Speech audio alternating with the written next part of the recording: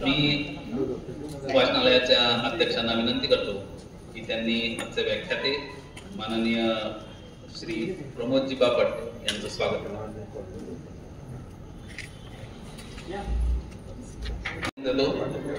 सरांचं संपूर्ण नाव प्रमोदजी वसंत बापट, बोरिवली मुंबई येथे सध्या त्यांचं वास्तव्य आहे। BA अर्थशास्त्र इथपर्यंत त्यांचं शिक्षण झालेलं आहे। राष्ट्रीयकृत बँकेतून सेवानिवृत्त झाले ते 2020 मध्ये। कविता, कथा, लेखन असे त्यांचे आवडते विषय आहेत। स्वातंत्र्य चळवळ, क्रांतिकारक साहित्य, चित्रशिल्प, संगीत, इतिहास आदी विविध विषयांवर विविध नियतकालिकांमध्ये ते सातत्याने लेखन करत असतात। दूरदर्शन, आकाशवाणीवरील व्याख्यानं, कवी संमेलन, चर्चा कार्यक्रम याच्यामध्ये त्यांचा भरपूर सहभाग असतो।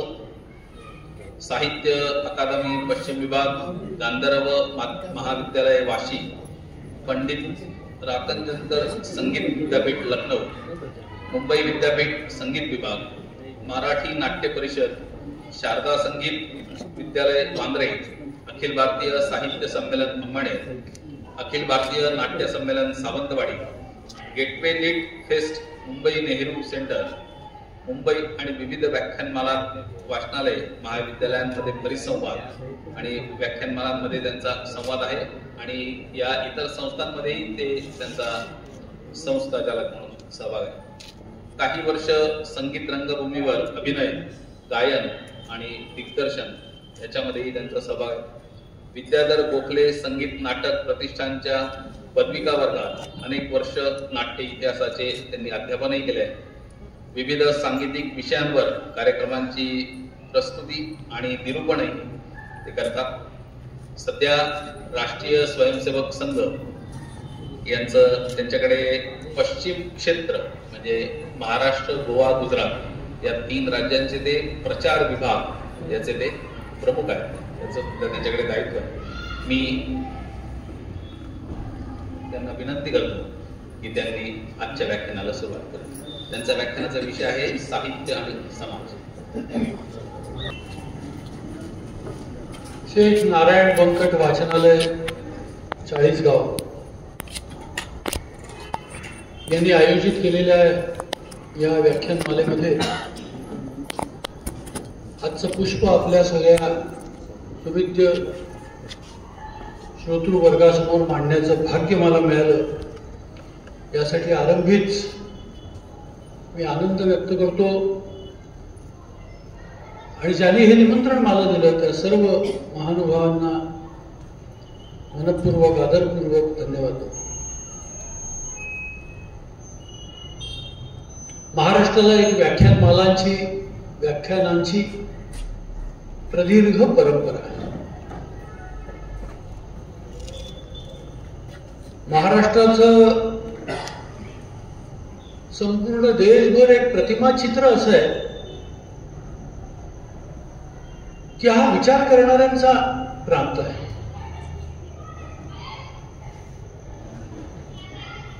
आणि अशी ती प्रतिमा निर्माण होण्याचं कारणच आहे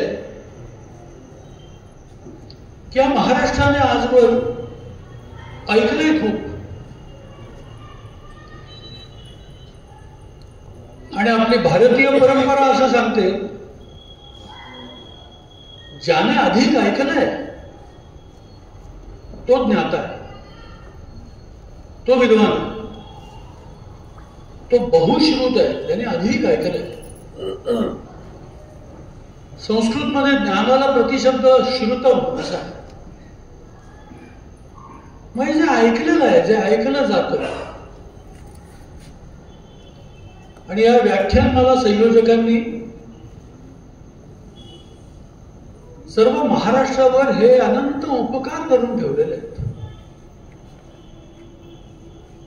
आपल्या या व्याख्यानमालेचं मी ऐकलेलं वर्ष 85 86 म्हणजे 85 वर्ष पूर्ण करून हे 86व्या वर्ष आता व्याख्यानमालेचं सुरू आहे। एकीकडे समाजस्थिती आपण असं म्हणतो की इथे कोणाला वेळ आहे, हा एक सार्वकालिक शेरा सगळ्या समाजाविषयी मारलं जातं की समाजाला आता काही असं दीर्घ ऐकायला वेळ नाही. काय द्या तर काहीतरी थोडक्यात द्या. म्हणजे केवळ ऐकण्याच विषय नव्हे, विचाराच विषय नव्हे, तर आहाराविषयी सुद्धा आजचं आवडतं खाद्य, त्या खाद्याचं नावच आहे फास्ट फूड. जलद गतीने आम्हाला थोडक्यात काहीतरी मिळेल त्याच्यावर आमची भूक भागेल. परंतु हा जो एक सरसकट शेरा मारला जातो, त्या शेऱ्यावरती खूप मोठी लाल रंगाची काठ अशा ज्या व्याख्यानमाला मारत असतात.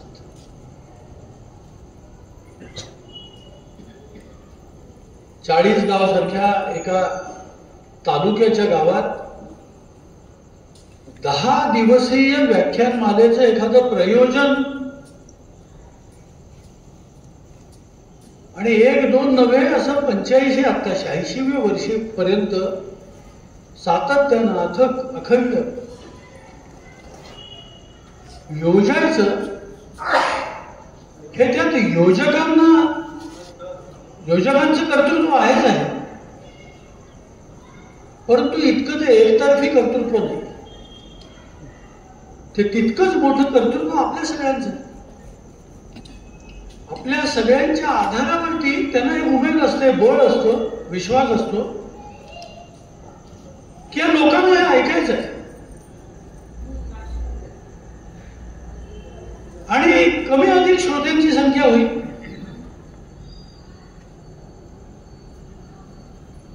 उपस्थिती आणि खुर्च्या यांचं प्रमाण कधी व्यस्त होईल, कधी धावपळ करून अधिक मांडावे लागतील, कदाचित उद्या मांडावे लागतील. परंतु तरी सुद्धा लोक येतील आणि लोक यावेत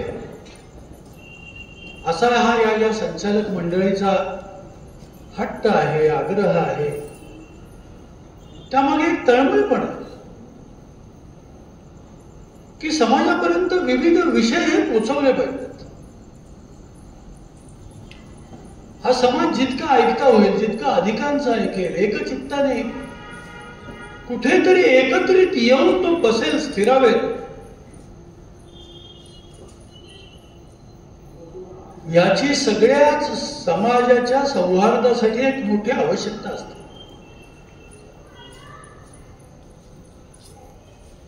ज्ञानेश्वर माऊलींनी असा जो एकत्रित येणारा संत समागम आहे, संत मेळा आहे,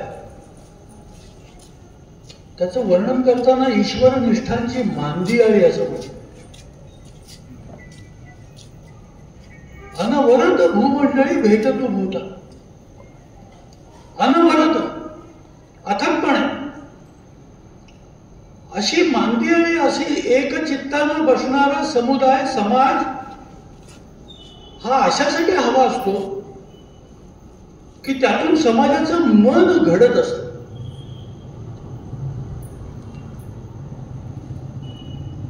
मी अलगदपणे आजच्या विषयात प्रवेश करतोय, साहित्य आणि समाज. समाजाचं मन घडतं कशामुळे? समाज दिसायला इतका विविधांगी असतो, विविध रंगी असतो, इतक्या भिन्न रुचींनी भरलेला असतो तो, परंतु तरी त्याला समाज म्हणून एक अस्तित्व आपण गृहीत धरत असतो की हा आमचा सगळा, हा आमचा एक समाज आपण गृहीत धरतो. प्रत्येकाच्या मनाचा जर ठाव घ्यायचा प्रयत्न केला तर आपल्या लक्षात येईल की अरे याच्या मनामध्ये वेगळा तरंग आहे, आता वेगळा विचार चाललाय, याच्या मनातला शब्द आता वेगळा आहे. आणि असं असताना सुद्धा समाज म्हणून त्याची एक अस्तित्वाची अभिव्यक्ती सौहार्दासाठी आवश्यक असते. म्हणजे अशा विविध रुचींनी भरलेली मन तरी समाज म्हणून एका जागी स्थिरावतात, एका दिशेने जातात, एका दिशेकडे बघतात, एक व्याख्यान ऐकतात. हा एका अर्थानं सगळ्या समाजाच्या साधनेचा विषय असतो. यातून समाज मनाची घटना घडत असते, समाज मन घडत असते. एका चित्ताने एका जागी तो बसतो. रवींद्रनाथांनी खूप छान वर्णन केलं.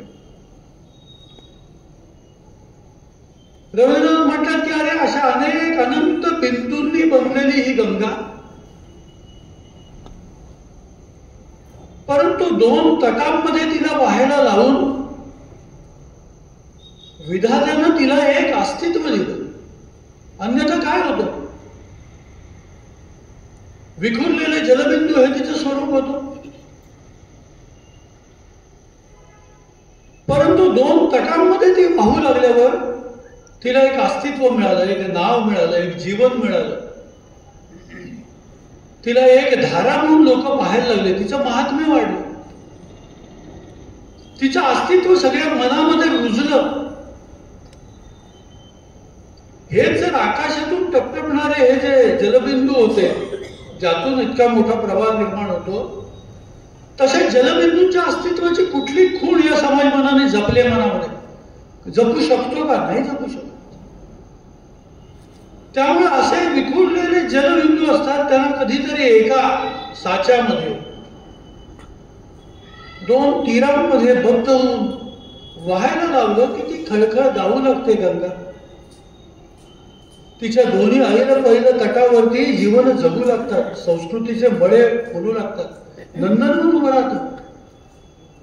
संस्कृतीचा एक दृष्टीने तिथे जन्म होत असतो. संस्कृतीचा जन्म असं म्हणतात सर्व नदी तीरांवर. त्यामुळे समाजाचा जन्म असा कधीतरी एकाकार होण्यातच समाजाचा समाज म्हणून जन्म होत असतो, अस्तित्व निर्माण होत असतं. आता हे निर्माण करणाऱ्या जे साधन असतं, ते साधन कधी शब्द असतं, कधी ग्रंथ असतो, कधी नाट्य असतं, कधी चित्र असतं, कधी स्वर असतं, संगीत असतं, गीत असतं. एकूण काय? एकूण अभिव्यक्ती असते कुठली तरी. आणि ती अभिव्यक्ती सगळ्या मनांमध्ये, सगळ्यांच्या मनपटलावरती एक चित्र प्रक्षेपित करण्याचा प्रयत्न करत असते. व्याख्याता जो बोलत असतो, कदाचित त्याच्याशी आपली सहमती असते नसते, नसू शकते, परंतु तेव्हा मात्र मनपटलावरती कुठलं तरी चित्र निर्माण होत असतं. ते एकाकार असतं. ज्येष्ठ नाटककार वसंत कानेटकर नाट्य संमेलनाचे अध्यक्ष होते. आणि त्या अध्यक्षपदावरून बोलताना ते म्हणाले की प्रेक्षागृहामध्ये नाट्याचा प्रयोग जेव्हा रंगत असतो, अनेक पात्र तिथे काम करत असतात, आपापली भूमिका वठवत असतात, हालचाली करत असतात, शब्द बोलत असतात, संवाद सुरू असतात, घटना घडत असतात. ते पाहणारे काही शे डोळे असतात, नेत्र असतात.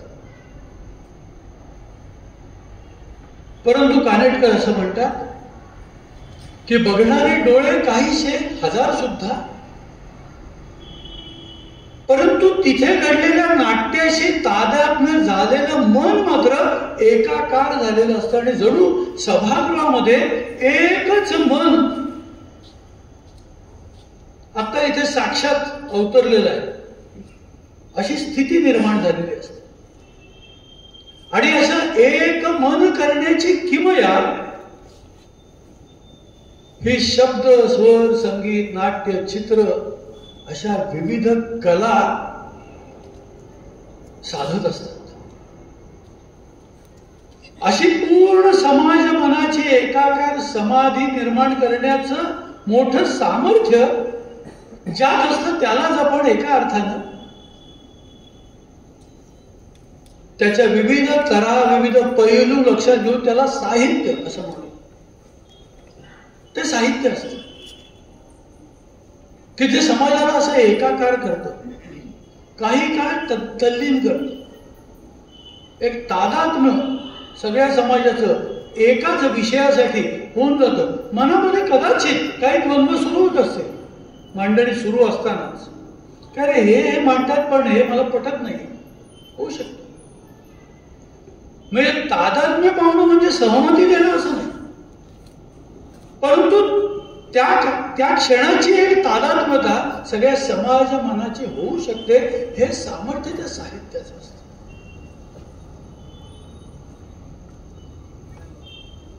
एक कथा वाचलेली ऐकली, आठवते की पहाटेची वेळ आणि आपल्या सगळ्यांनीच तो अनुभव, विशेषतः चाळीसगाव सारख्या शहरांची जिथे इमारतींची जंगलं नोंद झालेली नाहीत, बाजाराच्याच पेठांनी सगळी शहरं गिळंकृत केलेली नाहीत, वस्त्या, अशा गावात राहणाऱ्या मंडळींना तर तो अनुभव नेहमीचा असेल की पहाटेची प्रसन्न वेळ, अंधुक अंधुक दिसताय न दिसताय, परंतु आता उजाडताय हे सांगणारा एक स्वर त्या असं म्हणतात निनादत असतो, हा तो पाखरांचा असतो. पाखरांच्या रूपाने जणू ती झाडच सगळी गात सुटलेली असतात, आनंदाने गात असतात. कितीतरी ध्वनी कल्लोळ सगळीकडे सुरू झालेला असतो आणि असं वाटतं की अरे काय एकतानता या पाखरांची लागलेली, कसला आनंद झाला यांना काय सांगायचंय,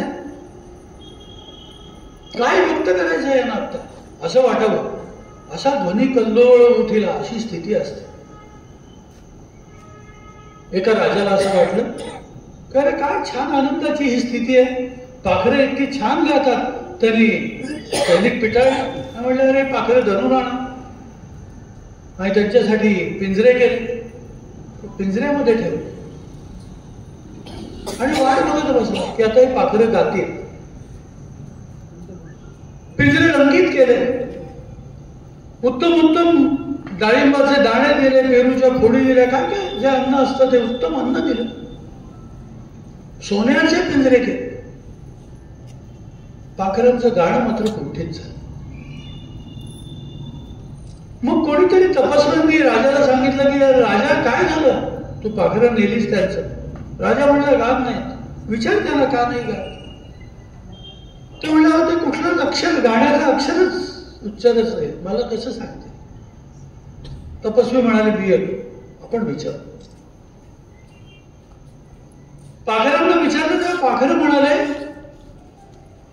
की आम्ही जेव्हा कोंडले गेलो तेव्हाच आमचं अस्तित्वच संपलं. आमच्या अस्तित्वाची खूण आहे आमचे पंख. थोडे फडफडले की आम्ही रारी मारतो, झेप घेतो, गगनात मुक्तपणे विभरतो. जेव्हा आमच्या लक्षात आलं की आता पंख आहेत पण पंख नाहीत, पंखाचं काम नाही करत पिंजऱ्यात, आमचं अस्तित्वच संपलं आणि गाणं हेच आमचं अस्तित्वाचा निनाद होता. आमचं गाणं हे आमच्या अस्तित्वाची खूण होती. मुक्तीची खूण, मुक्तीचा अर्थ या पाखरांना कळलेला होता, तो त्यांनी राजाला सांगितला. एकूणच मानवी समाजाचीही मुक्तीची खूण काय, तर खूण त्याच्या अशा कुठल्या तरी अभिव्यक्तीतनं ती येत असते. त्याचं केवळ देहरूप म्हणजे त्याचं अस्तित्व असतं असं नाही. आणि जे व्यक्तीचं तेच पूर्ण समष्टीचं आहे. समष्टीचं एक देहरूप दिसत असतं. कितीतरी माणसं असतात, त्यांचे व्यवसाय असतात, उत्तुंग कर्तृत्व असतात, त्यांची उंची उंची महाल उभे असतात, त्यांचे पेठा फुललेल्या असतात. पण ती त्यांची ओळख असते का? ती त्यांची ओळख नसते. कारण हे तर बाह्यरूप झालं की म्हैस असली तर शिंग असणार, काळा रंग असणार, पाखर असतील तर पंख असणार, चोच असणार, माणसं असतील तर त्यांची घरं असणार, त्यांच्या पेठा असणार, रस्ते असणार, वावर असणार. ही काय खूण आहे मानवतेची, मानव्याची? मग मानव्याची खूण काय आहे? एकत्वाची अभिव्यक्ती. कारण हा सगळा समाज जर एक आहे तर हा सगळा समाज हा एकत्वाची कुठली तरी अभिव्यक्ती दाखवतो का, प्रकट करतो का? ती जर त्यांनी प्रकट केली तर तो समाज एक आहे असं म्हणता येईल. रवींद्रनाथ ठाकूरांची एक उत्तम कविता आहे, अर्थातच ती परतंत्र काळातली कविता आहे. आणि त्या असा अकर्मण्य स्थितीत असलेला, नव्या शिक्षणाने स्वतःला समृद्ध मानणारा पण तुस्त झालेला, शांत असलेला असा सगळा अवतीभोवतीचा समाज पाहून रवींद्रनाथ म्हणतात की हा समाज म्हणजे काय आहे? तर मला तर असं वाटतं हा एक अजस्त्र सर्प आहे, परंतु पापण्या मिटलेला आहे. आणि त्यातही तो उतरलाय कुठे? तर एका खोल अंत विवरात उतरलेला आहे.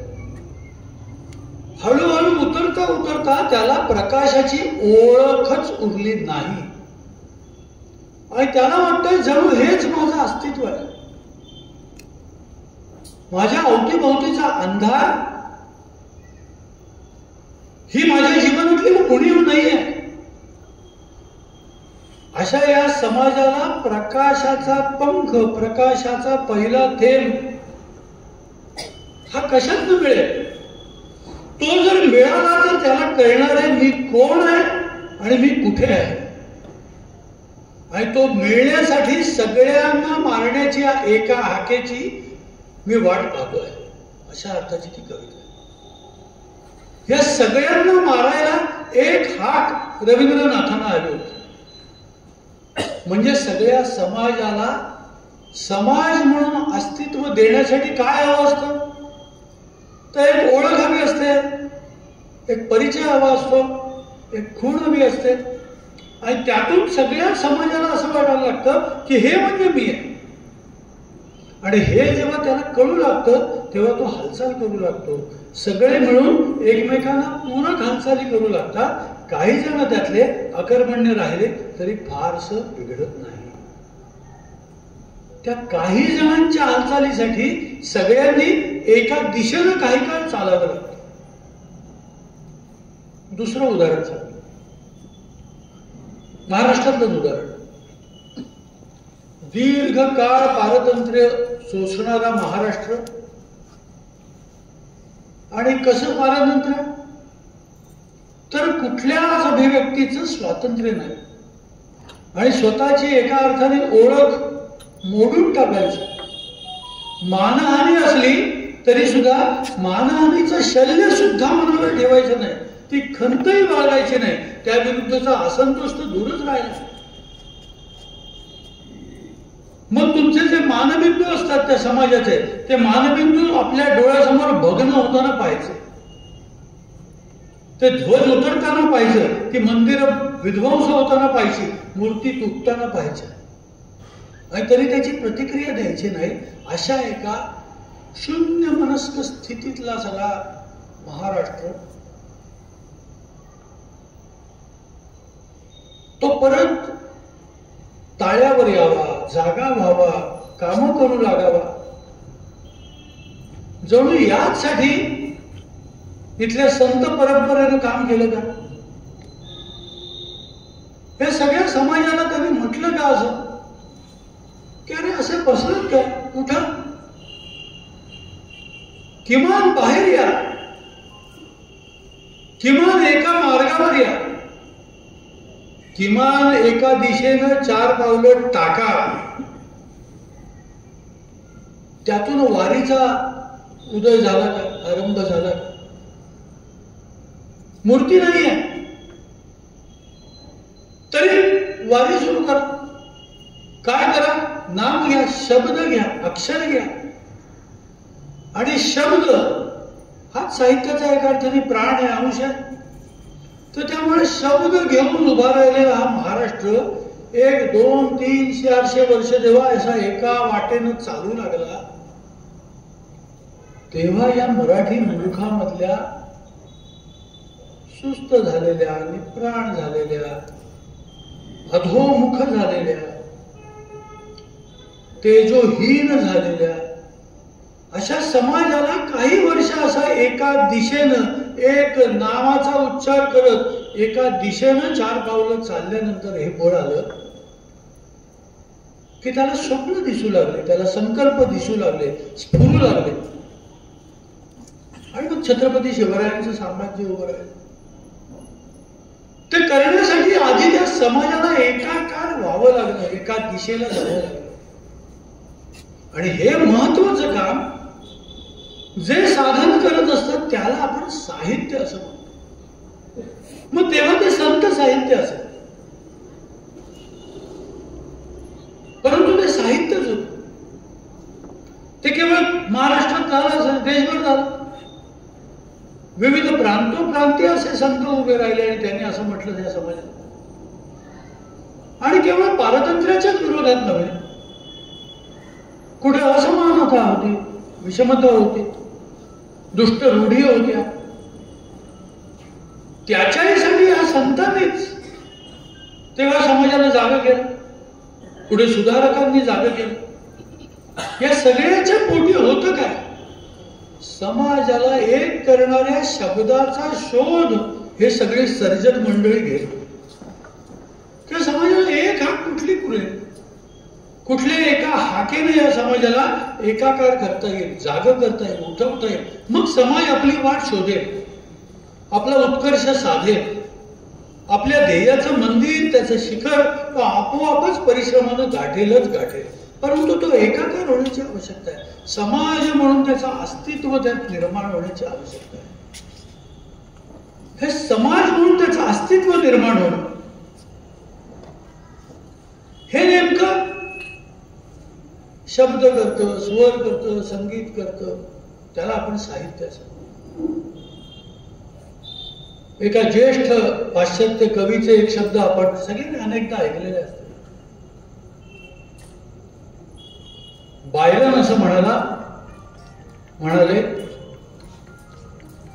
की तुम्ही तुमच्या देशातील तरुणांच्या ओठावरची गाणी मला सांगा, मी तुमच्या देशाचं भाग्य सांगतो काय. आता कोणी शब्दच्छलच करायचं म्हटलं तर खरंच देशाचं भाग्य असं कुठल्या गाण्यात असतं का? अशा गाण्याच्या शब्दात असतं, स्वरात असतं, संगीतात असतं, कशात असतं? तर तरुणांच्या तोंडावरची, मुखावरची, ओठावरची गाणी म्हणजे ती अभिव्यक्ती असते. मनाचं प्रतिबिंब तिथे अभिव्यक्तीतनं उमटत असतं. मनात काय चाललंय, मनस्थिती काय आहे, काय विचार चाललाय आतमध्ये, ते नेमकं अभिव्यक्त करण्याचं साधन शब्द, स्वर, संगीत, गीत हे करत असतं. आणि म्हणून एखादं समृद्ध सार्वभौम राज्य जेव्हा असं म्हणतं, आम्ही एक वेळ आमचं सगळं साम्राज्य तुम्हाला देऊ, पण आम्ही आमचा शेक्सपियर तुम्हाला देणार नाही.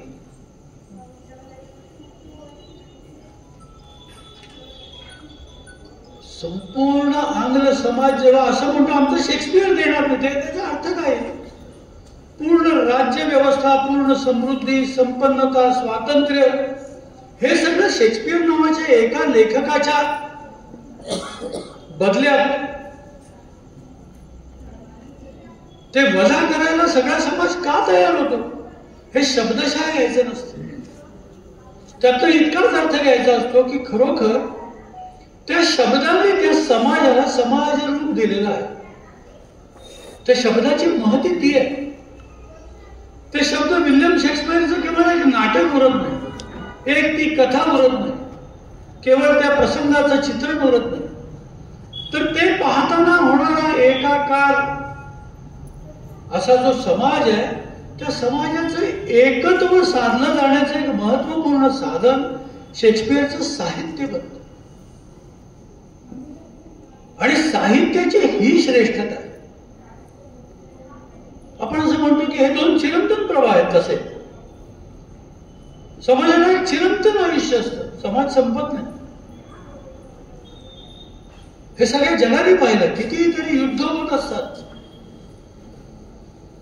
शस्त्र आधुनिक होत जातात, अधिकाधिक विध्वंसक होत जातात आणि ती शस्त्र चालवणाऱ्या मनांना ती एक झिंगही चढलेली असते की मी यांना नष्ट करेन.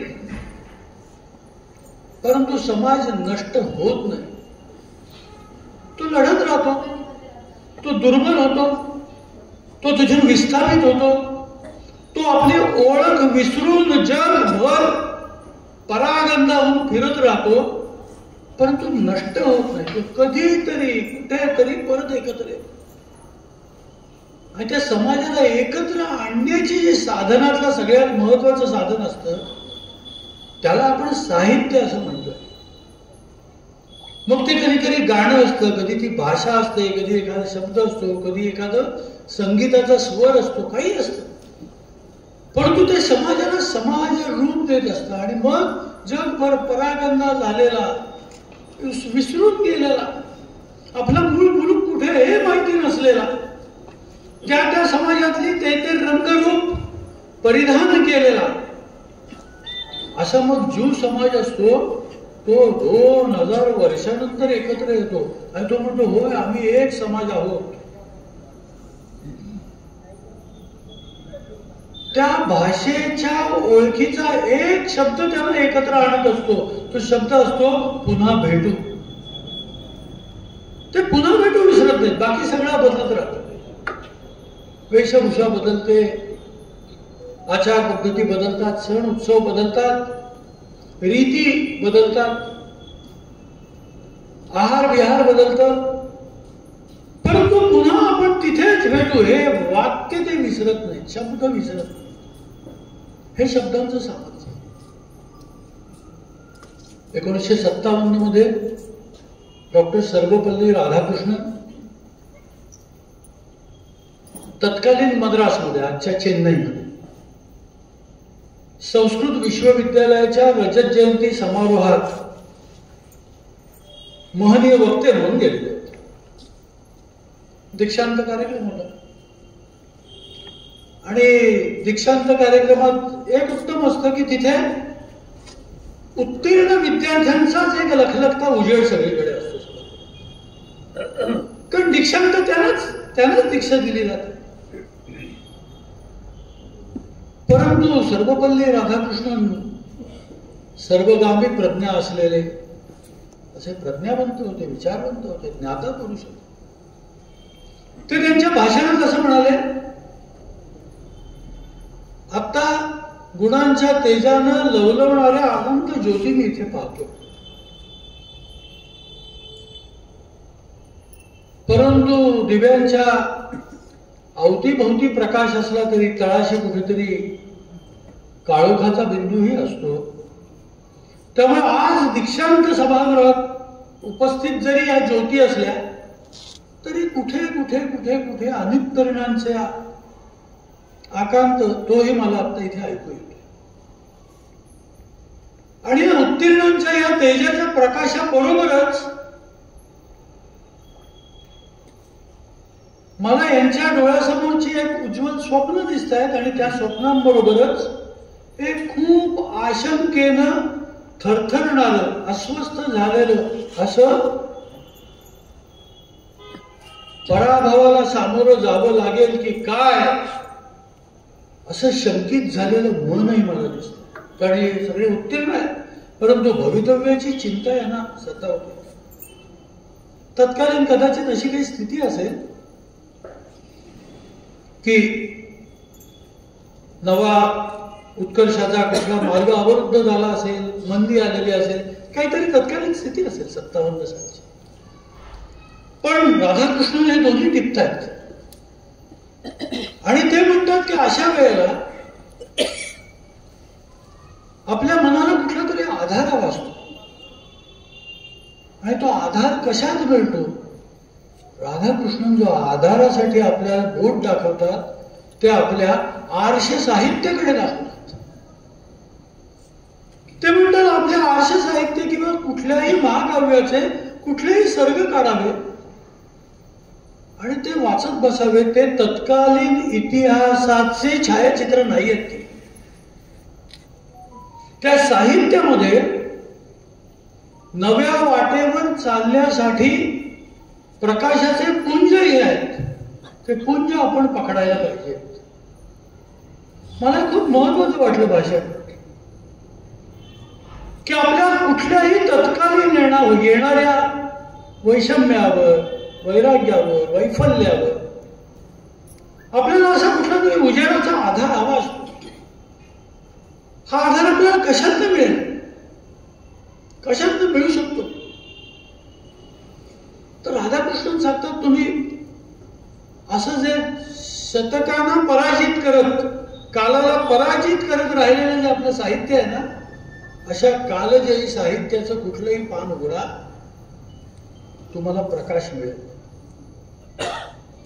ही जी साहित्यावरची, शब्दावरची, अक्षरावरची की एक अविचलित श्रद्धा आहे ना, ती श्रद्धा मला खूप महत्वाची वाटते.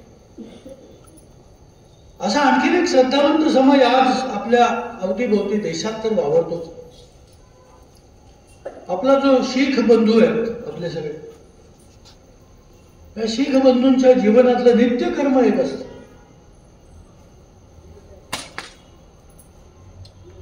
दिवसाच्या सुरुवातीला सुचुरबीत वगैरे सगळं झालं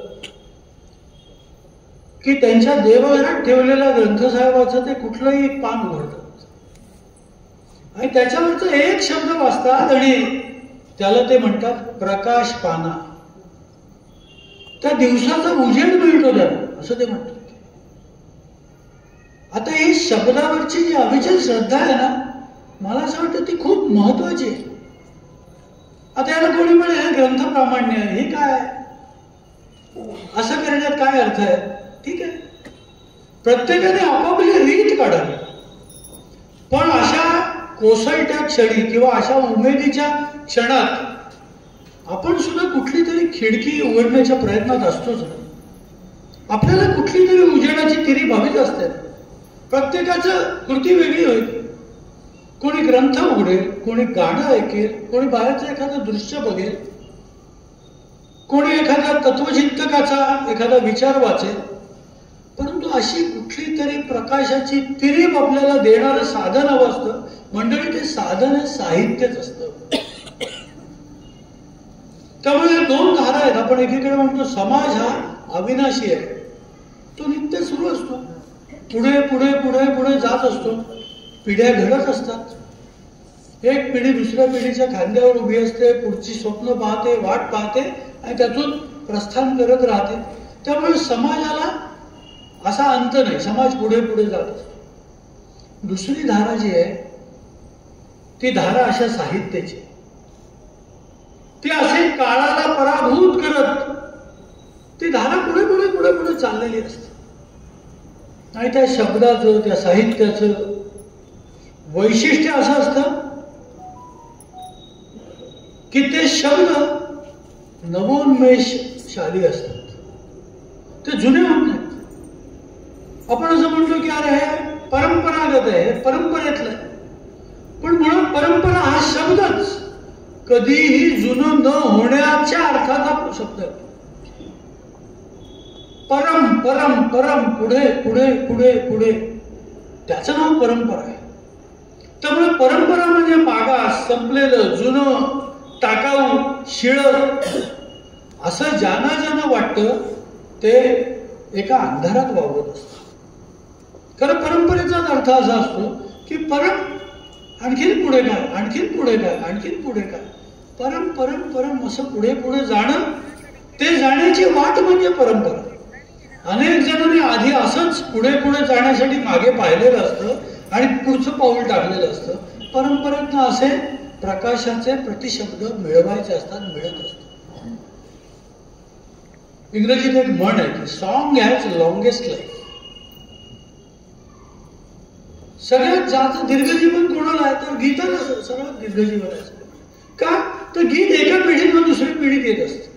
आपणच आठवून पहा, आपल्याला अत्यंत आवडतं गाणं असतं ते आपल्या मागच्या पिढीतलं गाणं असतं. कुठलं तरी कधीतरी आपण ऐकलेलं असतं, रुजलेलं असतं, आपल्या मनामध्ये ते आपल्याला जोजवत असतं, आपला हात धरून असतं, सावरत असतं आणि ते गाणं आपण गुणगुणत असतो. असं कधीही होत नाही आपण काल लागलेलंच गाणं आज गुणगुणत असतो. त्याच्या मागच्या पिढीचं गाणं, त्याच्या मागच्या पिढीचं गाणं, ते आपण गुणगुणत असतो, ते आपली साथ करत असतं, संगत करत असतं, बरोबर येत असतं. Song has longest life. साहित्य समाजाला असा मंत्र देत असतं. आता ज्या एका राष्ट्रीय मंत्राची 150 वर्ष यावर्षी पूर्ण होत आहेत, झाली, तो मंत्र वंदे मातरम. आता वस्तुतः वंदे मातरम हे काय आहे, तर अगदी त्याचा आरंभ आहे, त्याचा जन्म आहे. तो जन्म आहे एका नियतकालिकामध्ये रिक्त स्थान भरण्यासाठी पाठवून दिलेला मजकूर. इतका साधासा जन्म आहे. म्हणजे लिहिणाऱ्या माणसाने एक थरार, एक साधना त्याच्यासाठी केलेली आहे. त्याची कथा खूप वेगळी आहे, त्याची आत्ता मी ती सांगत नाही. परंतु ती सगळ्या समाजासमोर त्याचं प्रकट कशात झालाय, तर एका नियतकालिकात थोडी रिक्त जागा राहते म्हणून विचारणा झाले, आणि विचारणा झाले तर हे छान.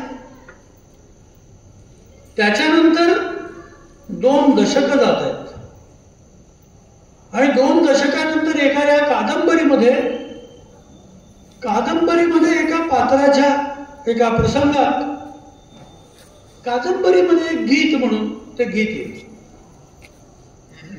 परत त्याच्यावरती जवळपास 1 दशक लोटतो असं जातं. म्हणजे प्रकट होऊन जवळपास 30 वर्ष झाली. ज्या नियतकालिकात ते प्रकाशित झालं असेल ते नियतकालिक बंदही होऊन गेलं असेल. तेव्हाचा तो अंकही कोणाकडे उपलब्ध असेल नसेल, कोणाच्या स्मरणात असेल नसेल. परंतु गीत मेलं का, संपलं का, स्मरणात होतं का, नव्हतं. तरीही संपलं नाही. कादंबरीत अवतीर्ण झालं. कादंबरी जो 10 वर्ष लोक वाचत होते, त्याला मंत्रत्व आलं का, आलं नाही. कादंबरी ज्यांनी वाचली त्यांनी कथा वाचली, निवेदन वाचले, प्रसंग वाचले, तसं गीत वाचलं आणि पुढे गेलं. तिथे स्थिरावलं नाही मनात, ते पुढे गेलं. पुढे प्रत्यक्ष बंगालच्या विभाजनाचा घाट ब्रिटिशांनी आखला, तेव्हा सगळ्या समाजाला एकीकृत करण्यासाठी शब्दाचा शोध सुरू होता. कसा एकत्रित करता येईल. कारण मी मगाशी म्हटलं तसं रवींद्रनाथांनी ज्या अंधसर्पाचं वर्णन केलंय तोच समाज त्यांच्या अवतीभोवती होता. आणि त्या समाजाला प्रकाशाची खिडकी, बिंदू, प्रवाह, वाट, वारा उपलब्ध करून देण्यासाठी रवींद्रनाथांनी शोधलेला तो शब्द आहे वंदे मातरम. आणि तो शब्द उच्चारण्याचा अवकाश तो समाज एक झाला. Song has longest life. गीत मरत नाही, संपत. कागद फाटून जातो, पुस्तक विदीर्ण होतं, खेळखेळ होतो, गीत संपत नाही. त्यातलं साहित्य या समाजाला मंत्रवत एकत्र देतं, शक्ती देतं. याचं हे उदाहरण. आणि असं त्यामुळे हे जे मंत्र निर्माण करणारे, साहित्य निर्माण करणारे, हे सगळे कोण असतात समाजाच्या दृष्टीने. समाज त्यांचं का ऐकतो किंवा समाजाने त्यांचं का ऐकावं. आमचे बाकीबाब बोरकर असं म्हणतात. त्यांची एक कविता आहे, कवितेची पहिली ओळ अशी आहे, कवी हवा आम्हा महान ध्वज धरावया. आम्हाला कवी हवा, कशाला हवा, तर तो ध्वज उंच तो धरेल. ध्वज असेलच, आमच्या बरोबर असेल, पण आम्हाला उंच धरणारा कोणतरी पाहिजे. तो कोण धरू शकतो, तो धरतो त्याला आम्ही कवी म्हणतो समाज. त्याच्यासाठी आम्हाला कवी हवा. कवी हवा म्हणजे काय, आम्हाला लेखक हवा, आम्हाला नाटककार हवा, रंगकर्मी हवा, आम्हाला नट हवा, आम्हाला नर्तक हवा, आम्हाला गायक हवा, आम्हाला चित्रकार हवा, आम्हाला संगीतकार हवा, आम्हाला अशी अभिव्यक्ती करणारा हवा. आणि अशी अभिव्यक्ती जो करतो त्याच्या बरोबर हा समाज हा मागोमाग राहतो, बरोबर राहतो. कारण शब्दशक्तीची या समाजाने पूजा केलेली असते. हा समाजही विखुरलेला असतो, परंतु त्याच्या मनात शब्दाच्या शक्तीचा ती शहाणीव ती जागी असते. शब्दशक्तीची शहाणीव जागी असते. तर त्यामुळे त्या शब्दशक्तीला आव्हान, शब्दशक्तीचं आव्हान झाल्याबरोबर हा समाज एक व्हायला लागतो. असे एक करणारे अनंत मंत्र तुम्हाला सगळ्यांना माहिती आहे की जेव्हा जेव्हा समाज एक झाला, मग ती भारत माता की जय असेल, वंदे मातरम असेल, अगदी आधुनिक काळातल्याही कुठल्याही घोषणा असतील, हे काय असतात? ते शब्द असतात. ते शब्द नवीन निर्माण झालेत का? ती अक्षरं यापूर्वी वर्णमालेत नव्हती का? होती. ते शब्द होते की नाही? होते. ते शब्द संहिताही होत्या. परंतु समाज एकाकार होण्याच्या त्या अवस्थेत होता का? विनोबांना कोणीतरी विचारलं होतं की विनोबाजी, की तत्कालीन इतके आळशी कवींची तुम्ही आम्हाला उदाहरणं देता, आज असे मोठे कवी का होत नाहीत?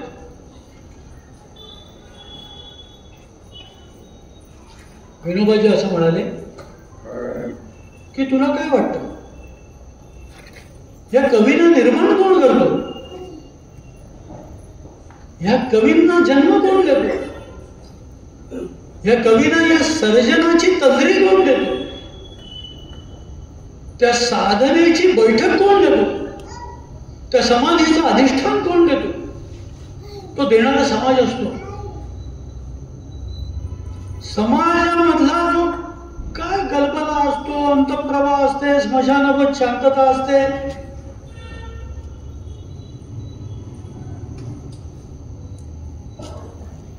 एका थोर चिंतकाने असं म्हटलं होतं की समाजाला आत्ता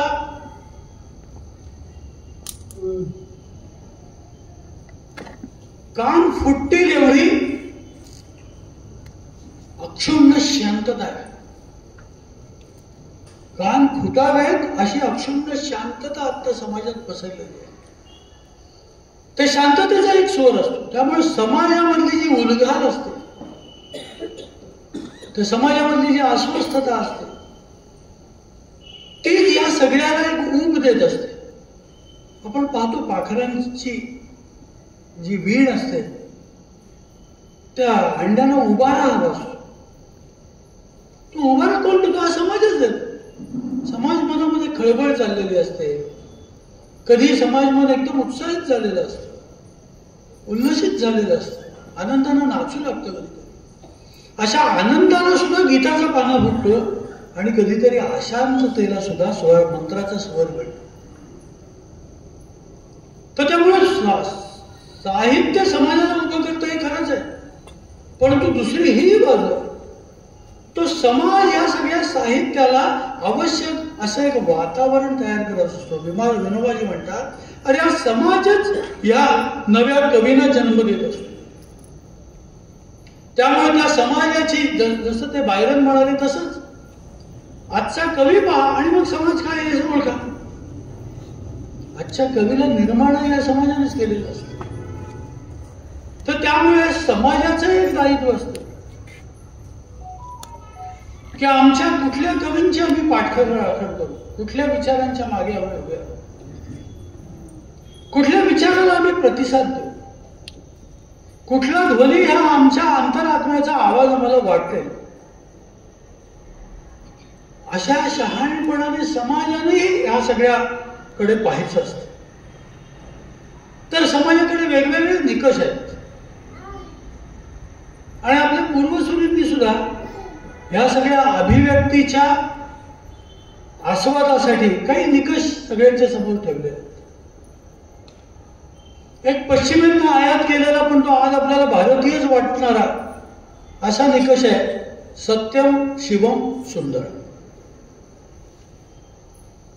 की साहित्यच नव्हे तर हे सगळ्याच अभिव्यक्तीकडे सत्यम शिवम सुंदरम या 3 निकषावर आम्ही ते पारखून पाहू शकतो. हे कलेचे निकषच आहेत जणू की ते सत्य आहे का, ते सत्याकडे नेत आहे का, ते सत्याचं बीजांकुरण करताय का. कदाचित ते सत्य नसेल, तो आंबा नसेल पण आंब्याचं बीज आहे का, तो वटवृक्ष नसेल पण वटवृक्षाचं बीज असतं ते इतकं लहान असतं की यातनं वटवृक्ष निर्माण होईल असं कोणाला कळत नाही. तसं बीज त्याच्यात आहे का. हा एक निकष आहे. दुसरं आहे शिवम. शिवम म्हणजे इथे भगवान शिवाचा संकेत नाही. शिवम म्हणजे विशुद्धता आहे, सर्व स्वीकार्य आहे. की ह्याला शिवायचं आणि त्याला तो अशिव आहे, त्याला शिवायचं नाही, अशी स्थिती जिथे नाहीये. अशी एक समरस वृत्ती निर्माण करण्याचं सामर्थ्य त्या शब्दात, त्या कलाकृतीत त्यात आहे का? शिवम आहे का? विशुद्धता आहे का त्यात? तिसरं सुंदरम. ते सुंदर आहे का? कारण ते आस्वाद्यही वाटलं पाहिजे. औषध सुंदर वाटावं, सुंदर वाटावं म्हणजे घ्यावंसं वाटावं. याच्यासाठी सगळे जे वैद्य असतात ते कॅप्सूलमध्ये घालून देतात. ती रंगीबेरंगी असते, छान लाल, पिवळी, हिरवी, निळी, दिसायला छान दिसते, चव लागत नाही, पाण्याबरोबर आत जाते. आतमध्ये अत्यंत कडू जहार काहीतरी असू शकेल. पण तू तेच घ्यायला सांगितलं तर घेणार नाही. सुंदर आहे का? या निकषावर समाज सगळं पाहत असतो. हे मी म्हटलं भारतीय, खरंच हा भारतीय पाश्चात्य त्रयी आहे, त्या त्रयीचं भारतीयकरण केलेलं आहे. आणि ते आपल्याला इतकं चक्कर झालेलं आहे, भारतीय वृत्तीलाही ते वाटायला लागतं हे आपलंच आहे. भारतीय परंपरेत ह्यासाठी समाजाला कुठले निकष सांगितलेले? ते असे 3 शब्द आहेत. त्यातला एक आहे सत. सत हा सुद्धा सत्यासारखाच आहे, परंतु असं म्हणतात की सत्य एकदा एका जागी बसलं की ते चिरकाल सत्य राहत नाही. जसं आज मी म्हटलं आज 6 तारीख आहे, हे आजसाठी सत्य आहे, उद्या हे सत्य आहे. त्यामुळे असं म्हणतात की सत्य हे त्या क्षणासाठी सत्य असतं, परंतु सत असतं ते काय असतं? सत हे चिरकालिक असतं. त्यामुळे ते असं तात्कालिक वाक्याचा उच्चारच करत नाही, ते चिरकालिकच काहीतरी सांगत राहत. ते म्हणून आज, उद्या पण एक आज आहेच, परवा सुद्धा एक आज आहेच. तर त्यामुळे भारतीय परंपरेत जी समाजाने या सगळ्या अभिव्यक्तीला स्वीकारायची त्रयी आहे, त्यातलं पहिलं सत. दुसरं आहे चित्त. चित्त काय? चित्त हे चित्ताशी निगडित, चित्ताशी निगडित आहे, चितीशी निगडित आहे. पंडित दीनदयाळ मालवीयजींनी, दीनदयाळ उपाध्यायजींनी जो एकात्म मानववाद सगळ्यासमोर, सगळ्यांच्या सर्वेपी सुखीना संतोचं काही ना काहीतरी तत्वज्ञान शब्दबद्ध करायला हवं ना, त्याने ते शब्दबद्ध केलं. त्याला म्हटलं त्याने एकात्म मानव चिंतन, एकात्म मानव दर्शन. तर त्याने हा चिती हा शब्द आहे. त्यामुळे चिती म्हणजे काय? चिती म्हणजे मानवाचं आतलं अस्तित्व, तो जो मी आहे, तो मी, त्यातलं चैतन्य. कारण मीची ओळख काय? म्हणजे माझा परिचय करून दिला सुरुवातीला, तर माझा परिचय करून देताना सांगितलं प्रमोद वसंत बापट. पण खरंच ही इतकीच माझी ओळख असते तर तिथे त्याने थांबायला हवं. त्याने आणखीनही काहीतरी भरमसाठ सांगत गेले, त्यात गुण अधिक असं काय काय होतच. पण ते सगळं असून सुद्धा तो मी आहे का तर माहिती नाही. कारण मी प्रमोद आहे असं म्हटल्यावर मला प्रमोद हे नाव दिलं कोणी? मी माझं नाव प्रमोद हे ठरवलंय का? नाही ठरवलेलं. मला कोणीतरी, माझ्या आत्यानी, मावशीनी, मामा, मामी, आई, बाबा कोणीतरी ठेवलं ना. कोणीतरी माझी ओळख सांगितली, हा प्रमोद, मी प्रमोद. तर मीची ओळख आहे, मी कोण? तर हा जो आतला मी आहे, तो मी हा चित्त, तो चित्त सांगणार आहे. प्रभू रामचंद्रांची एक गोष्ट सांगतात. युवा रामचंद्र वसिष्ठांच्या गुरुकुलामध्ये शिक्षण घेत होते. विविध विद्यांचं शिक्षण त्याला तिथे मिळत होतं. प्रभू रामचंद्र एक दिवस आले आणि वसिष्ठांच्या कुटीवरती त्यांनी थाप दिली. वसिष्ठ मुनीवर काहीतरी चिंतन करत असतील, काही वाचत असतील, लिहित असतील, साधना करत असतील. परत तिने एकदा थाप दिल्यावर वसिष्ठ मुनींनी जागेवरूनच विचारलं, कोण आहे? आता या कोणाचं उत्तर, खरं सोपं उत्तर काय होतं? राम आहे. परंतु रामांचं अलौकिकत्व कशात आहे? रामाने बाहेरून असं म्हटलं, तेच जाणून घेण्यासाठी आलो आहे. कोण आहे हे जाणून घेण्यासाठी आलो. कारण जन्मदा मला नाव ठेवलं राम, माझं नाव शत्रुघ्नही असू शकलं असतं ना, काय रावणही असू शकलं असतं, काय आहे त्याला? तर मी कोण आहे एकदा मला नीट कळलं तर मी कशासाठी आहे, मी काय केलं पाहिजे, मी कोणासाठी आहे, माझा या सगळ्या माझ्या भोवतालाशी संबंध काय आहे, माझ्या जगण्याचा अर्थ काय आहे, माझ्या अस्तित्वाचा आशय काय, प्रयोजन काय, हे मला कळलं पाहिजे. त्याच्यासाठी मी कोण आहे मला कळलं पाहिजे. ते चित आहे. त्यामुळे सत जे चिरकाल अविचलपणे तेच सांगत राहील तुम्हाला, त्यात बदल होणार. दुसरं चित जे तुमच्या अंतरीची तार छेडणारं असेल, चित्ताची एक समधातता ज्यातनं निर्माण होऊ शकते, किंवा चित्ताला तुमच्या हाक मारेल आणि ती हाक पोचेल चित्तापर्यंत. तुला हाक आहे चित्त. तिसरं आहे आनंद, सच्चिदानंद असा आपण म्हणतो. तिसरं आहे आनंद. आनंद म्हणजे असं काय? आनंद म्हणजे मौज मजा आहे का? आनंद म्हणजे ते खूपच त्याचा वरवरचा फेस आहे. फेस म्हणजे इंग्रजी म्हणत नाही, इंग्रजी म्हटलं तरी चालेल,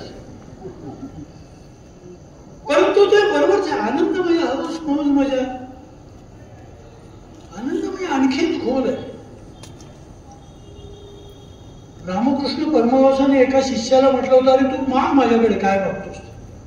शिष्य म्हणाला, अहो काय करू, किती वर्ष तीच नोकरी त्याच टेबलावरनं करतोय, मला पदोन्नती मिळेल असं बघा, मला मोठं घर मिळेल असं बघा, रूपवान पत्नी मिळेल असं बघा. रामकृष्ण म्हणाले, अरे जे सहजपणे कधी नष्ट होईल कशाही मुळे, असं काय मागतोस तू? तुला खूप धन दिलं, कोणीतरी चोर घेऊन गेला तर काय आहे?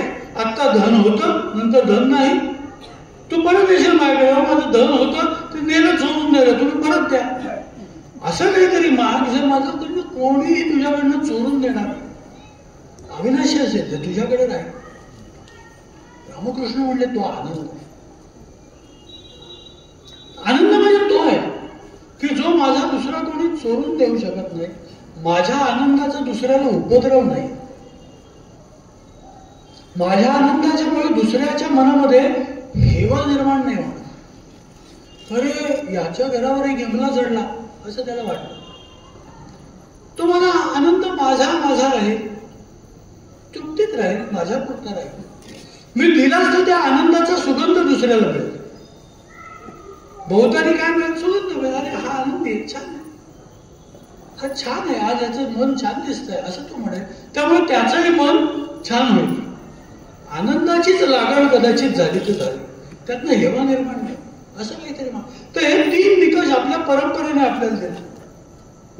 स्वातंत्र्यवीर सावरकरांनी आणखीन सोपं केलं. आपल्याला चिरपरिचित ओळ आहे समाजासाठी, म्हणून मी म्हणतोय साहित्य आणि समाज. पहिली आपण साहित्याविषयी, त्या सगळ्या रचनाकारांविषयी असं बोललो की ते सर्जन करतात, समाजासाठी करतात. आता मी समाजाच्या दायित्वाविषयी बोलतोय, त्यामुळे हे आपण निकषांकडे आलोय. सत्यम शिवम सुंदर सच्चिदानंद. स्वातंत्र्य सावरकर अधिक ते सोपं करतात. ती चिरपरिचित ओळ, आपल्या सगळ्यांना ती ओळख पाठ आहे. परंतु कदाचित आपल्याला हा निकष आहे आपल्या सगळ्या अभिव्यक्तींकडे पाहण्याचा, असं कदाचित आपण त्याचं सूत्र म्हणून विचार केलेला. ती ओळ अशी आहे, त्यांच्या त्या प्रख्यात स्वतंत्रतेच्या स्तोत्रातली ती ओळ, जयोस्तुते, त्या चिरपरिचित गीतातली ओळ. ती ओळ अशी आहे, जे जे उत्तम उदात्त उन्नत महन मधुर ते ते सगळं काय आहे तर ते स्वतंत्रतेचं सहचारी झालेलं आहे. स्वतंत्रता म्हणजे मुक्ती. मुक्ती कशासाठी तर मुक्ती हे माझं अस्तित्व आहे, मानवाचं अस्तित्व आहे. आपण ज्या पक्ष्यांच्या कथेत ऐकलं की आम्ही गाणं का म्हणतो, आम्ही मुक्त आहोत म्हणून गाणं म्हणतो. मुक्तीची अस्तित्वाची खूण म्हणजे आमचं गाणं. तर अशा स्वातंत्र्याची खूण, स्वातंत्र्याचे सहचारी कोण आहेत, जे जे उत्तम. ते उत्तम असलंच पाहिजे, त्यांनी उत्तमता दिली पाहिजे आपल्याला. ते हिणकस असून चालणार नाही. कदाचित ते हिणकसाविषयी बोलत असेल परंतु ते उत्तमतेकडे नेणारं असेल, या अर्थाने ते उत्तमच असलं पाहिजे. मानवी विकृती मांडणाऱ्या, मानवाच्या जीवनातल्या ज्या अवगुणांचं दर्शन घडवणाऱ्या अनेक कलाकृती असतात. पण त्या कलाकृतींचं लक्ष काय असलं पाहिजे की बघा मानव कसा हीन आहे, मानव कसा बिनकामाचा आहे, उपयोगाचा नाही, मानवी जीवन हे व्यर्थ आहे, क्षुद्र आहे, असं सांगणाऱ्या कलाकृतीपेक्षा असं आत्ता दिसतंय परंतु ते त्याचं जीवित कार्य नाही. त्याचं जीवित कार्यापेक्षा वेगळं आहे. आता तो स्खलन त्याचं झालेलं आहे, त्या स्खलनाचं हे चित्र आहे. पण स्खलन हे त्याचं अस्तित्व नाही, स्खलन हे त्याची खूण नाही, स्खलन हा त्याचा जन्माचा आशय नाही, असं सांगणारं ते साहित्य असलं पाहिजे. म्हणून उत्तम, जे जे उत्तम, जे जे उत्तम, उदात्त, ते उदात्त असलं पाहिजे. म्हणजे आम्हाला अशा गुणांचा स्पर्श त्यातून मिळाला पाहिजे की जे आम्हाला लौकिक अर्थानं जे श्रेष्ठ, उंच, मोठं, समृद्ध असं म्हणतो त्याच्या मोजपट्टीच्या थोडं वरती पाहिजे. ते उदात्त. उदात्ततेची मोजदात नाही, ते उदात्त आहे. त्याला मोजपट्टीच्या सीमा नाहीत, असं ते उदात्त आहे. ते स्वार्थरहित आहे. ते कोणाच्या एका स्वार्थाच्या सीमा त्याला नाहीत, ते कुंठित नाही, ते उदात्त. त्यामुळे जे जे उत्तम, उदात्त, उन्नत, ते आम्हाला उन्नत करणार आहे, ते आम्हाला उंच करणार, मोठं करणार, विशाल करणार, व्यापक करणार. आणि मुळात सगळ्या विद्यांचा, कलांचा दृष्टिकोनच तो असतो ना, सा कला या विमुक्त आहे असं म्हटलं जातं. कला तीच काय जी मुक्त करते. मुक्त करते म्हणजे काय, बंधनापासून, चौकटीपासून आम्हाला व्यापक करते. चित्र एका चौकटीत असतं, ती चौकट जर काढून टाकली तर चित्र व्यापक होईल, उंच कुठल्या अमित दिशानं ते वाढेल. केवळ चतुर्दिशानं नव्हे तर अमित दिशानं वाढेल. असं उन्नत जे असेल, असं उन्नततेचा स्पर्श त्या कृतीमध्ये, त्या प्रस्तुतीमध्ये आहे का. जे जे उन्नत, उदात्त, उन्नत. पण हे तीन असूनही पुरत नाही, कारण हे तीन आहे परंतु समजा ते रम्य नाही, ते आस्वाद्य नाही, ते घ्यावंसं वाटत नाही, तिथे आम्ही रममाण होईल अशी स्थिती नाही, ते तसं नाही. म्हणून सावरकर असं म्हणतात, महन मधुरत येते. ते नुसतं मधुर नाही, ते महन मधुर वाटलं पाहिजे, ते आम्हाला आपलंसं वाटलं पाहिजे, सतत आमच्या बरोबर आहे असं वाटलं पाहिजे. नेहमी ते आम्ही त्याची चव घेऊ, रुची घेऊ, आस्वाद घेऊ, असं ते आम्हाला वाटलं पाहिजे. असं महन मधुर,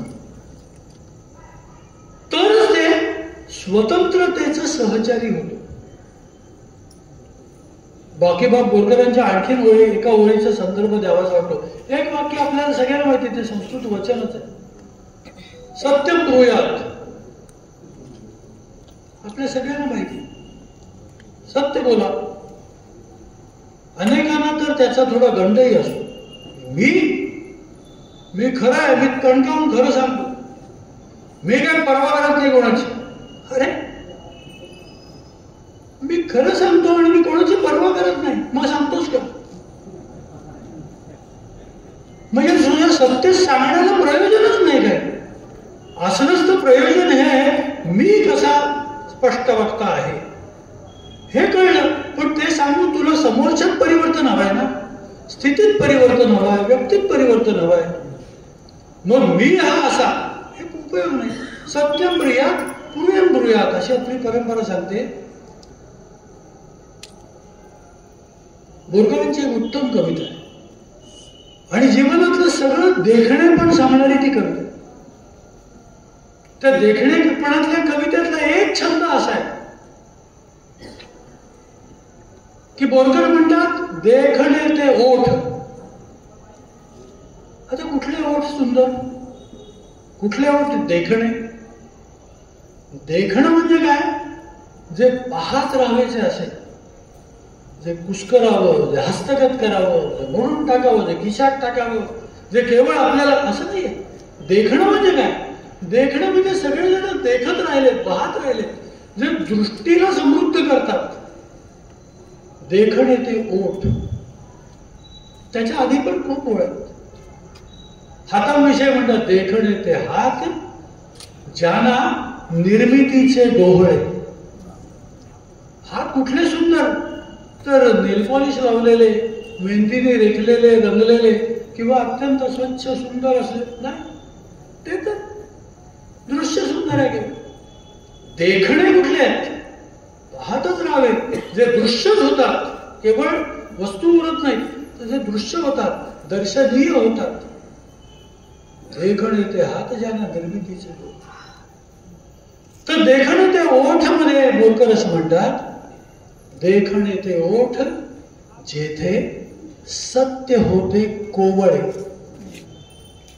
काय अभिव्यक्ती, तिथले ओठ सत्यच बोलतात, ते असत्य बोलत नाही. हे सांगतात बोलतात, ते असत्य बोलत नाही, ते प्रामाणिक आहे, ते नेहमी सत्य बोलतात.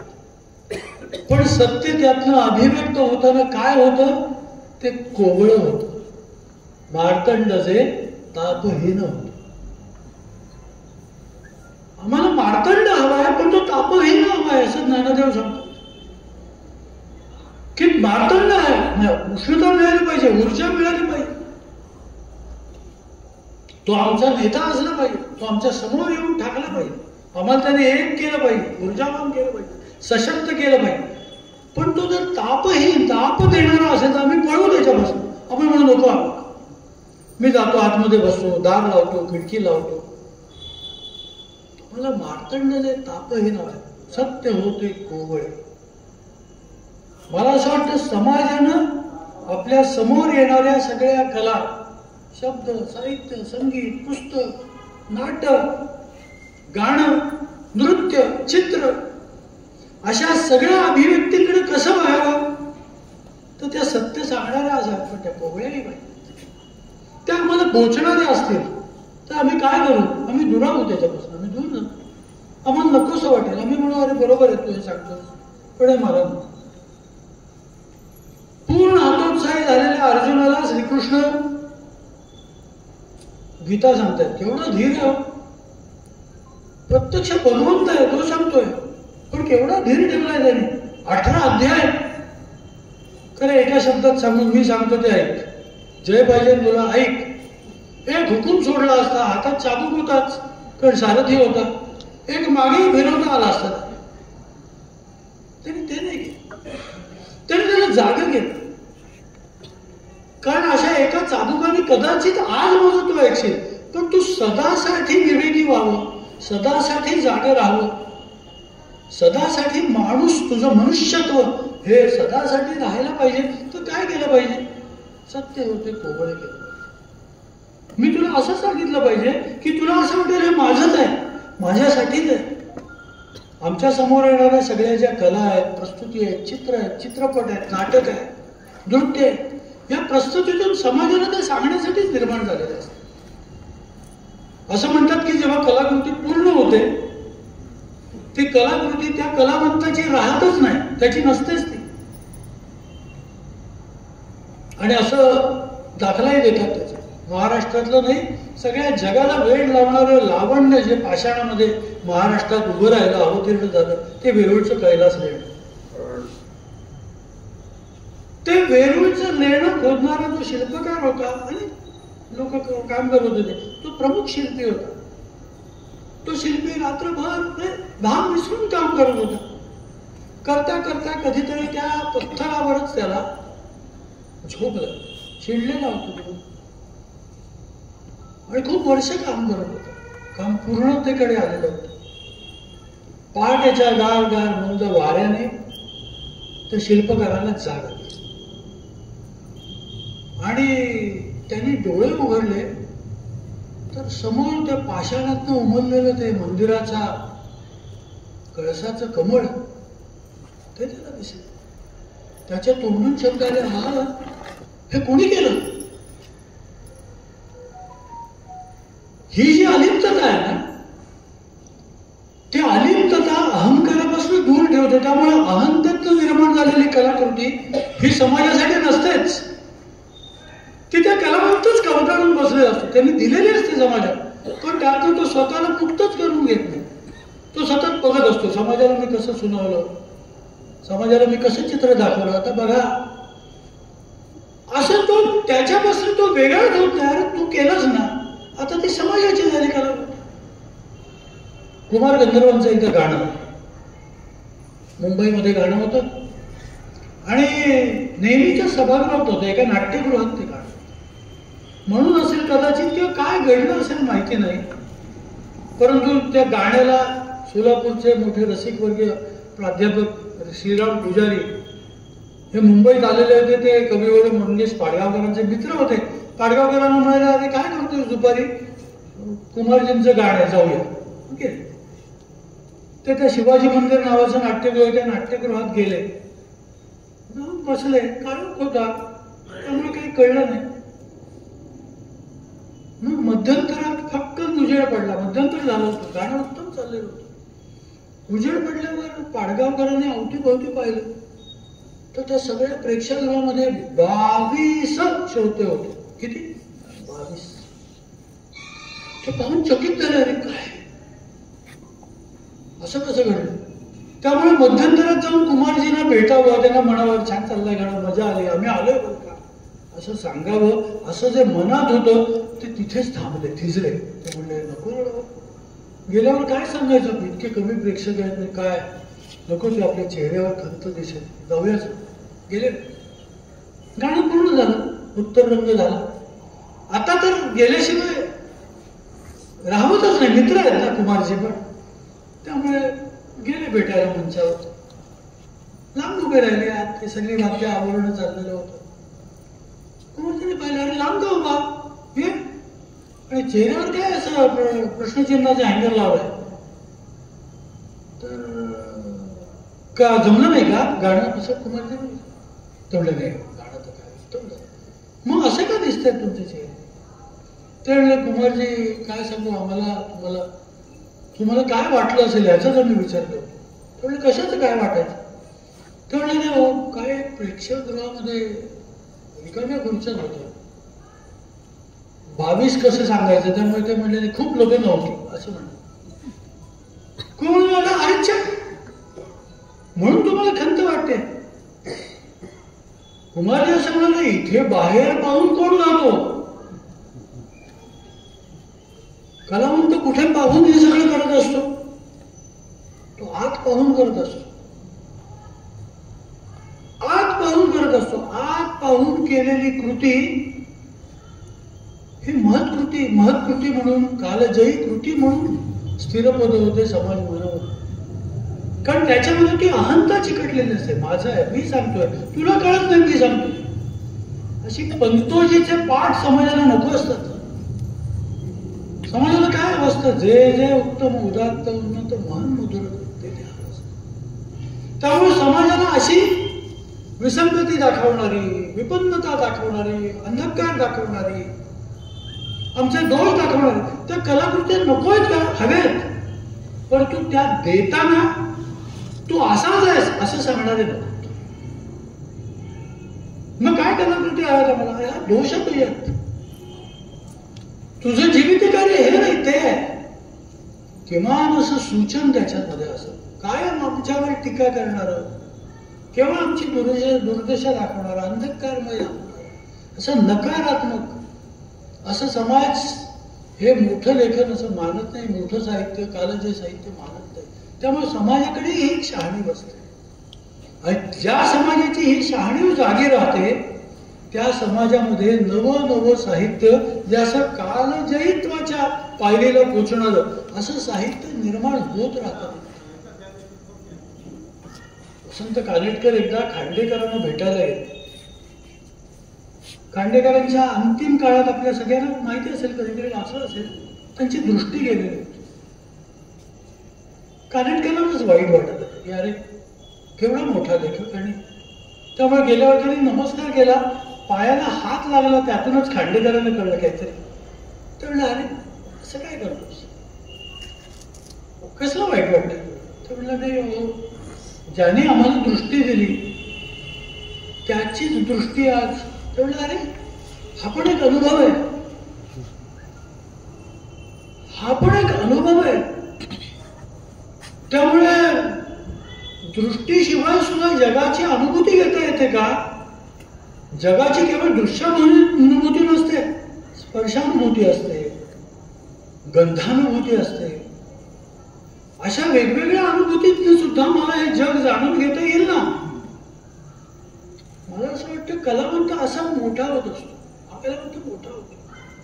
तो दूषण देत नाही, तो गात नाही, तो आपला वैगुण्य गात बसत नाही, आपली निराशा सांगत बसत नाही की माझं असं पहा ना, माझं अशी अपेक्षा केली सगळ्यांनी, माझं असं लहानपणापासून विपन्नताच माझ्या वाट्याला आली, कोणीच मला मान सन्मान दिला नाही, बघा ना मी असं तो करत नाही. असं करून काय मिळेल?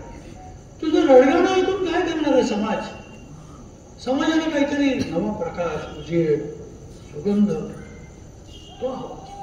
आणि मला असं वाटतं समाजाची ही शहाणीव जागी ठेवण्याचं काम निरंतरपणे अशा या व्याख्यानमालाही करत असतात.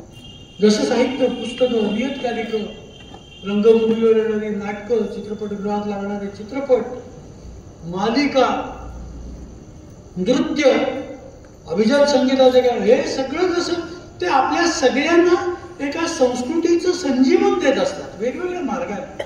ते आपण ते मिळवण्यासाठी आपली ती जी प्रज्ञा आहे, तो जो विवेक आहे, तो जागा ठेवण्याचं काम हे व्याख्यान मला करत असतं. हे व्याख्यान मला आपल्याला एकाकार होण्याची, अशा प्रकारची एक सायुज्यता मिळवण्याची, साधना करण्याचे काही क्षण आपल्या जीवनामध्ये प्रतिवर्षी देत असतात. म्हणून हे व्याख्यान मला संयोजकांचं, आयोजकांचं हे मोठेपण असतं. आणि आपण सुद्धा अशा प्रकारच्या या उपक्रमांना जो भरभरून प्रतिसाद देत असतात, तो प्रतिसाद सुद्धा त्या शहाण होण्याच्या, शहाण राहण्याच्या, विवेकाच्या वाटेवरची आपली पदचिन्हच आपण इथे प्रत्यक्ष येऊन उमटवत असतात. त्यामुळे अशा दोन्ही श्रेष्ठ अशा व्यक्तींना, संकल्पनांना मी मनोमन वंदन करतो. आयोजक आणि तुम्ही सर्व श्रोते यांना वंदन करतो आणि मी माझं बोलणं थांबवतो.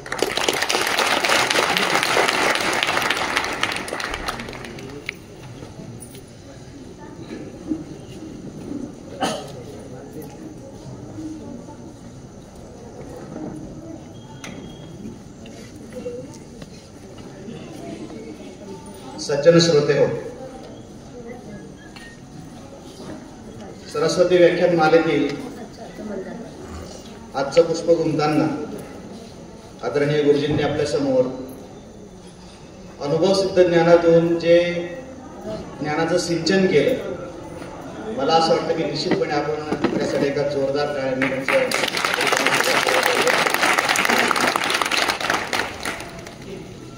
वयाकडे बघताना कदाचित तुम्हाला असं वाटलं असेल की आत्ताच नुकते गाडीतून आले आणि इथं व्यासपीठावर बसले. गुरुजी काल सकाळी पहाटे 5 वाजता चाळीसगावात आले. सकाळी 9 ते संध्याकाळी 5 पर्यंत एक वर्ग घेतला. संध्याकाळी पुन्हा काही गाठी भेटी. आज सकाळपासून पुन्हा वेगवेगळे कार्यक्रम, एका शाळेतलं व्याख्यान, वाचनालयामध्ये काही लोकांशी चर्चा, पुन्हा संध्याकाळी काही भेटीगाठी, आणि आता या ठिकाणी आले. इथून अडकून पुन्हा पुढच्या प्रवासाला निघणार. मला असं वाटतं की ध्येयाकडे लक्ष केंद्रित करून ज्या वेळेला पाऊल पडायला लागतं त्यावेळेला ते वय विस्ताराला भाग पाडतं. आणि आज अशी माणसं जेव्हा आपल्या समोर येतात तर निश्चितपणे यांच्यापासून आपल्याला एक गोष्ट घेणं तरी शक्य आहे का, की आपल्याला असं कधी होता येईल का? हा विचार मनामध्ये घेऊन त्याचं आचारात रूपांतर जर आपण करू शकलो तर मला असं वाटतं की या ठिकाणी तुमचा वेळ सत्कारणी लागला हे मानायला हरकत नाही. मी गुरुजींना मनापासून धन्यवाद देतो की इतक्या छान पद्धतीने अमोघ वाणीतून आपल्या पुढे विचाराचं सिंचन त्यांनी केलेलं आहे. आजच्या या व्याख्यानमालेचं प्रायोजकत्व ज्यांनी स्वीकारलं सौ सुवर्णा पंचीकर, डॉक्टर मुकुंद करंबेळकर, या सर्वांना मनापासून धन्यवाद देतो. उद्याचा विषय या ठिकाणी जो मांडला जाणार आहे तो आहे श्रीमंत बाजीराव पेशवे, आणि विषयाची मांडणी करण्यासाठी आपल्याकडे येत आहेत ज्येष्ठ अभिनेते शरद पोंक्षे. मला असं वाटतं की आपण सर्वांनी याच आपल्या जसं आता या ठिकाणी सांगितलं की या विचाराचा वसा आपल्याला घेऊन जायचा आहे, तो इतरांपर्यंत पोहोचवून उद्या अधिकाधिक संख्येने या ठिकाणी यावं. त्या ठिकाणी आजचं व्याख्यान संपन्न झालं असं मी जाहीर करतो. धन्यवाद.